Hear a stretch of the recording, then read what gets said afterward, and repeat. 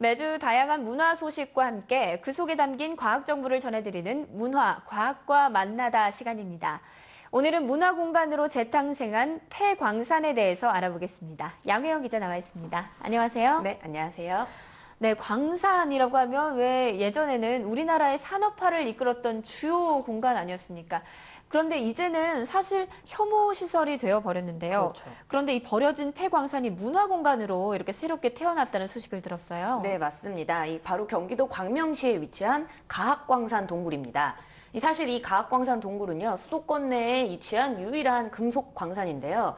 일제 강점기 당시 이 자원 수탈의 아픈 현장이었기도 하고요. 지난 60년 동안 금과 은, 동과 아연 등을 이렇게 채굴해서 경제 발전의 동력이 된 곳이기도 합니다. 이 70년대 초에 사실 폐광된 이후로 사람들의 기억 속에서 지워진 폐광산이 이제는 문화공간으로 탈바꿈해 다시 문을 열었는데요. 이 양기대 광명시장이 취임한 직후인 지난 2011년 초에 광명시가 가학광산 동굴을 땅을 매입을 해서요. 이 세계적인 관광 테마파크로 조성하겠다고 계획을 발표했습니다. 그동안 동굴 음악회와 3D 영화 상영 등 다양한 문화 행사를 개최해 왔는데요. 350석 규모의 공연장으로 조성을 하고 제대로 된 음향과 조명 시스템 등을 갖춰서 동굴 예술의 전당이라는 이름으로 지난주에 개관을 했습니다. 지난달 29일에 열렸던 이 개관식에서는요, 가수 인순이와 JK 김동우, 또 광명시립합창단, 경기도립 오케스트라의 금관 오중주 등 아주 화려한 축하 공연이 열렸습니다. 앞으로도 매주 토요일하고 일요일에 이 동굴 예술의 전당에서 음악 공연을 무료로 진행할 예정입니다.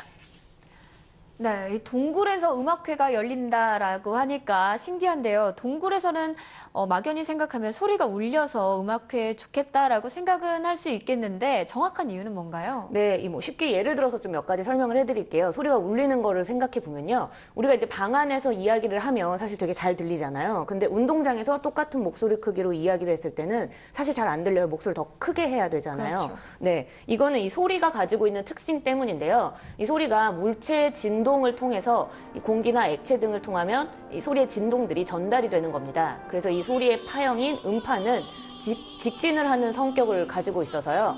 벽이나 천장 같은 데 만나서 부딪히게 되면 소리가 다시 반대방으로 반사가 됩니다.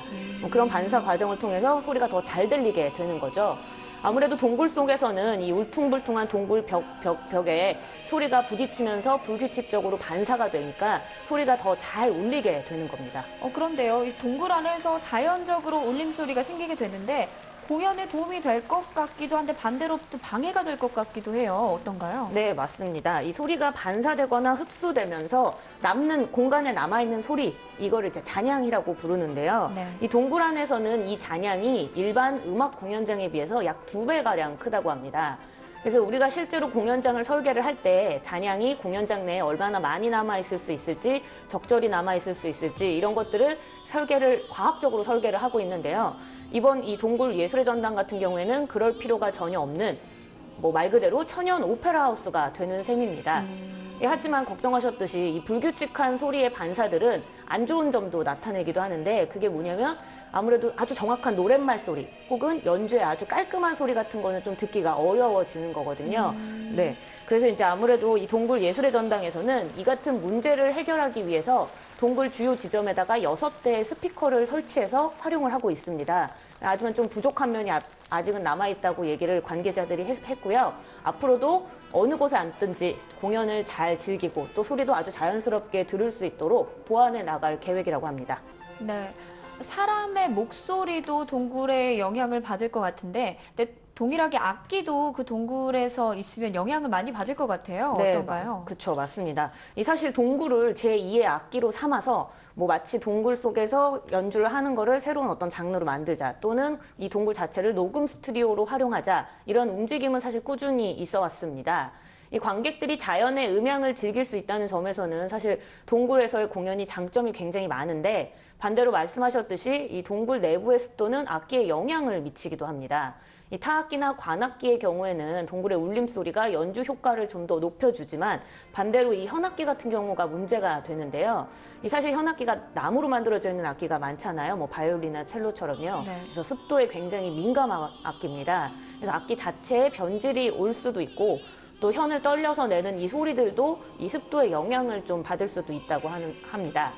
따라서 전문가들은 동굴 자체라는 이 공간, 그리고 또 그 속에서 만들어지는 소리에 대해서 보다 과학적인 연구가 필요하다고 이야기하고 있습니다. 네. 그런데 가학 광산 동굴을 소개해준 화면을 보니까 관객들이 다 긴팔을 입고 있는 것 같아요. 네, 맞습니다. 제가 지난주에 찾아갔을 때 사실 지난주에 폭염주의보가 서울이나 수도권에 있었잖아요. 네네네. 네, 근데 사실 동굴 안에 있을 때는 전혀 더운지를 못 느꼈어요. 네, 동굴 안의 온도가 약 12도가량이었는데 그 동굴에 한 1시간 정도 이 공연을 지켜보고 있으니까 사실 몸이 덜덜덜 떨릴 정도로 굉장히 추웠습니다. 그렇다면 이 여름 피서지를 아직 못 정한 분들은요, 이 동굴 음악 공연장 찾아가 보시면 아주 좋을 것 같은데요. 이 가학 광산 동굴에는 또 음악 공연장 외에도 다양한 문화시설이 있다고 들었는데 어떤가요? 네, 맞습니다. 이 앞서 소개한 이 동굴 예술의 전당 말고도요, 가학 광산 동굴에는 많은 문화 공연 시스템이 되어 있으니까 시설들이 되어 있습니다. 그래서 동굴 입구에서부터 약 한 300m 정도 들어간 곳에 우선 예술의 전당이 있고요. 이 갱도를 따라가다 보면은 동굴 특별 전시회는 물론 와인 저장소, 또 동굴에 관련된 사진 등이 함께 전시되어 있습니다. 그래서 뽀로로와 같이 아이들이 좋아하는 3D 영화도 함께 관람할 수 있고요. 이 광명시에서는 여름 방학을 맞아서 청소년들을 위한 동굴 탐사 과학 캠프를 열 계획도 가지고 있다고 합니다. 네, 산업화의 전유물로 남아있던 폐광산의 화려한 변신, 그야말로 복합 문화 공간인데요. 생생한 음악과 함께 올여름 무더위도 날릴 수가 있어서 일석이조가 아닐까 싶습니다. 네, 오늘 말씀 고맙습니다.